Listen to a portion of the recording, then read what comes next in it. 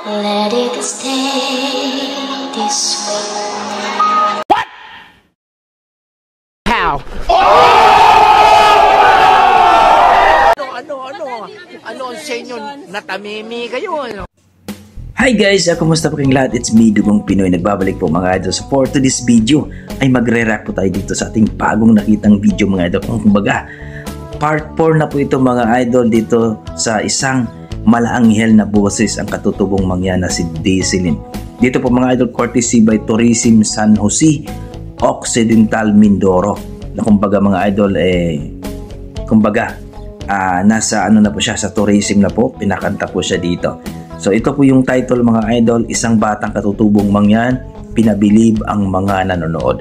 Tara, panoorin natin mga idol at magre-react po tayo dito. Part 4 na po ito mga idol, kay Daiselyn, ang katutubong mangyan. Tara, panoorin natin mga idol sabay-sabay.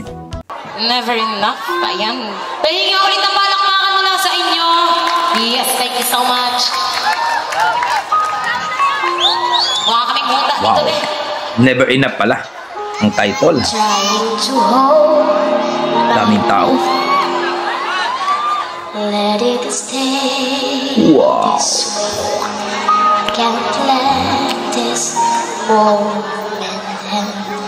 The seed of a dream, baby. Ang ganda. Yeah, the louder. No, get you here in equal way. Take my hand, we'll share this right Wow. here. 'Cause darling, without you,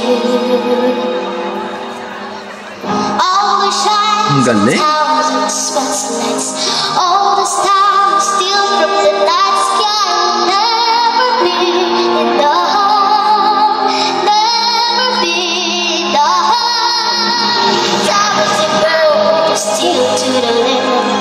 It's hands can hold the world, but I still never be enough, never be enough for me.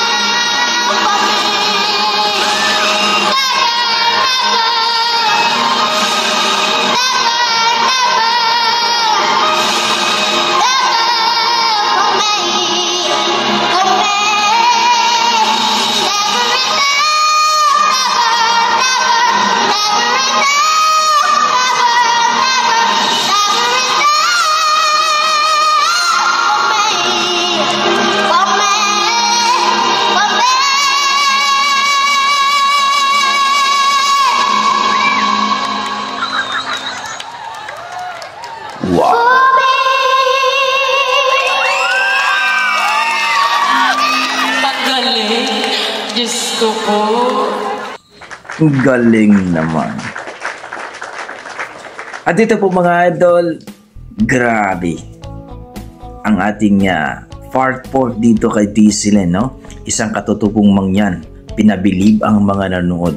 So thanks God, no? Kinuha na po siya ng Tourism San Jose Occidental Mindoro. At kumbaga, no? Ay talagang siguro may mga bago kasi 6 months ago pa ito mga idol, hanap po tayo ng mga bagong video niya, yung latest talaga 2023, no? At dito po mga idol nakita natin, never enough, napakataas po yun, no? For sure, hindi wala pa siyang proper practice siguro. At kung kunting hasa pa mga idol, napakalupit yan. Sana makita natin siya na sumasali sa Pilipinas Got Talent, Tawag ng Tanghalan, no? Napakagandang boses talaga, ang taas. Yung clarity ng ano niya, napakaganda. So sa mga bata dyan na mga talented, share nyo po ang yung talent mga idol. Share nyo po para po ma-reaction natin at mapansin po ng ating mga kaukulan at siyempre lalong-lalo sa ating government na mapasali sa mga ganyang Pilipinas Got Talent, Tawag ng Tanghalan, any event po sa ating industry mga idol. So para sa akin mga idol, napakalupit, napakaganda ang sa pakinggan. Isang bata na mahusay kumanta at konting hasa lang ay magiging malupit, mapamis talaga yan.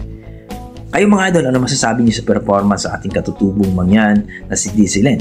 Please comment down below mga idol. Gusto ko pong makita, mabasa ang inyong mga opinion dito. Okay, hanggang dito na ako mga idol. Kung na-miss kayo, please pa-share ng ating video.